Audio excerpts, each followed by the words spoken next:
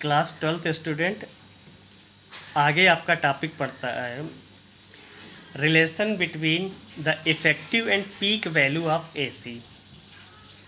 तो इसके विषय में हम लोग बात करें, आगे बढ़ाएं चैप्टर को। सपोज एन अल्टरनेटिंग करंट, अगर अल्टरनेटिंग करंट है तो उसका जो ये चलेगा concept I equal to I naught sine omega t be passed through a circuit of resistance R, then the amount of heat produce in small time d t will be. ये तो बिल्कुल आप जानते ही हैं कि अगर किसी रेजिस्टेंस में अगर हम करंट को फ्लो कराएंगे तो रेजिस्टेंस का काम है करंट को फ्लो ना होने देना या फिर करंट को अपोज करना, रोकना।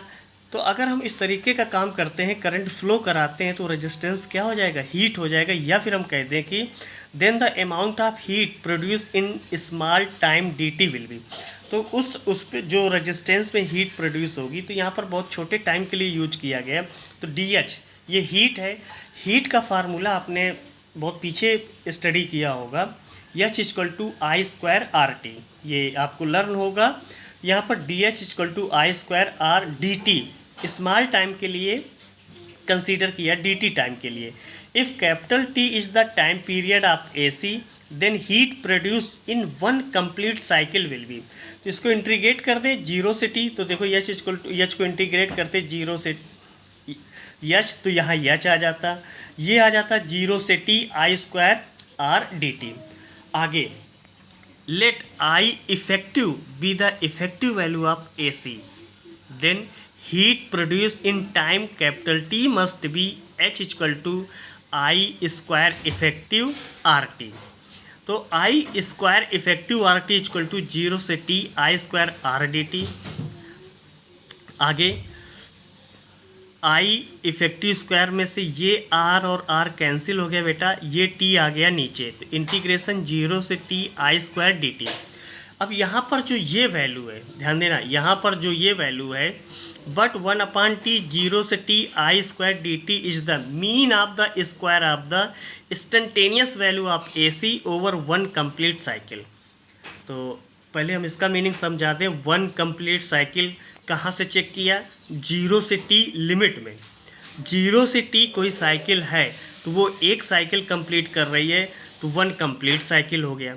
अब यहाँ पर ये करंट है, इसकी वैल्यू आप रिप्लेस करोगे, I naught sine square sine omega T डालोगे, ये वैल्यू डालोगे, तो ये करंट है। अब वो करंट जीरो से टी और वन अपान टी क्या है, टाइम पीरियड है, टाइम पीरियड है और ये करंट है, तो ये किसको शो कर रहा है, एवरेज को शो कर रहा है, या फिर हम दूसरा नाम देते हैं मीन को शो कर रहा है। तो ये किसको शो कर रहा है, एवरेज को और मीन को शो कर रहा है। हेंस द इफेक्टिव और virtual value of A C equal its root mean square value. अब देखो आई इफेक्टिव जो होता है इक्वल होगा, चाहे हम आई इफेक्टिव की बात कर लें और चाहे आई आर एम एस की बात कर लें, दोनों का मीनिंग एक है। आगे बढ़े, रूट भाई रूट, फिर मीन, तो मीन अगर ये पूरा आपने फार्मूला ले लिया तो मीन हो गया। फिर स्क्वायर, तो अब इसको आगे जाके स्क्वायर कर देंगे तो वो स्क्वायर में हो जाएगा। तो इस तरीके के टर्म का हो गया root mean square. Now zero से T I square D T equal to zero से टी आई की value I naught sine omega T, फिर स्क्वायर कर दोगे वैल्यू को, इतनी करंट उस पर फ्लो हो रही है डी टी टाइम में जीरो से टी साइकिल में, तो I square sine square omega T T T. अब देखिएगा, अब यहाँ थोड़ा सा रुक जाइए, थोड़ा सा और बात बता दें। जो साइन स्क्वायर ओमेगा टी है, जो साइन स्क्वायर ओमेगा टी है बेटा, वो इंटीग्रेट नहीं होगा, उसको हमें क्या करना होगा, कुछ दूसरे फॉर्म में चेंज करना होगा। तो हम साइन स्क्वायर ओमेगा टी को रिप्लेस कर सकते हैं one minus cos two omega t upon two. फिर से साइन स्क्वायर ओमेगा टी, ये मैथ वाले बच्चे बहुत अच्छे से जान रहे होंगे, बायोलॉजी वाले बच्चे थोड़ा सा ध्यान दो। हम साइन स्क्वायर ओमेगा टी को रिप्लेस करेंगे इस फॉर्म में, one minus cos two omega t upon two. यहाँ आई नॉट स्क्वायर आए, जीरो से t, one minus cos two omega t, two into d t, ये हम कॉमन ले लेंगे, आई नॉट स्क्वायर ये टू कॉमन ले लिया, इंटीग्रेशन किया, वन इंटू डी टी को जब इंटीग्रेशन करेंगे तो टी आ जाएगा, minus cos two omega t, जब कास को इंटीग्रेट करेंगे तो साइन ओमेगा टी आ जाएगा। और फिर हमने अभी थोड़ी देर पहले कहा था कि टी के साथ में अगर कोई वैल्यू, पीछे के डेरिवेशन में बताया था, टी के साथ में कोई मल्टीपल में वैल्यू है वो डिवाइड में चली जाती है, तो आ गया 2 ओमेगा। अब 2 ओमेगा जो है ये आ गया 0 से टी। अब यहाँ वैल्यू ये तो आप यहाँ से देखो ये कट भी हो सकता है बड़े आराम से, या फिर आगे बढ़ते हैं I0² / 2 इसमें क्या आ जाएगा, ये लिमिट है t माइनस टी, तो यहाँ कैपिटल टी हो जाएगा -0। 1/2 ओमेगा इसमें आपने क्या कर लिया, कॉमन ले लिया।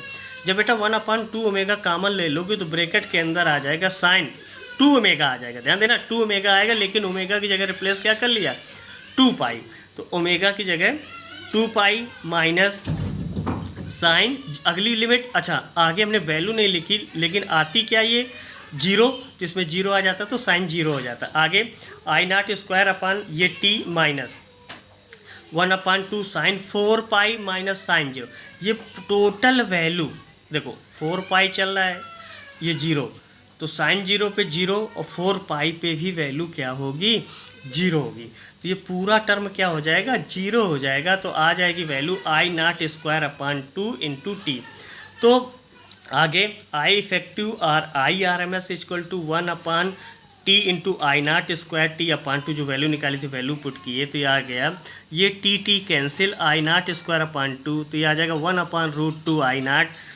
तो 1/√2 की जब वैल्यू पुट करोगे 1 से डिवाइड करोगे तो ये वैल्यू आ जाएगी 0.707 I0। दस the effective value of RMS value of AC is 1/√2 time its peak value. I0 क्या है, पीक वैल्यू है। पीक वैल्यू वही ग्राफ में जो सबसे मैक्सिमम एम्पलीट्यूड गेन करता है, साइन के ग्राफ में जो मैक्सिमम वैल्यू गेन करता है वही आपकी क्या होती है, पीक वैल्यू है। तो ये आपकी चीज़ें हो गई।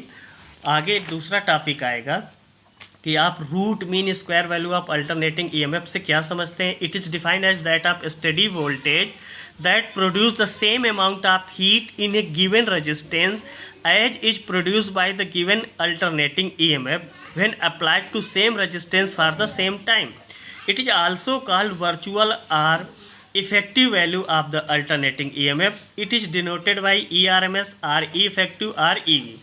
तो ये हो गया। अगला रिलेशन बेटे अगला वीडियो में आ जाएगा, नहीं बहुत बड़ा वीडियो हो जाएगा, लोडिंग में प्रॉब्लम होगी।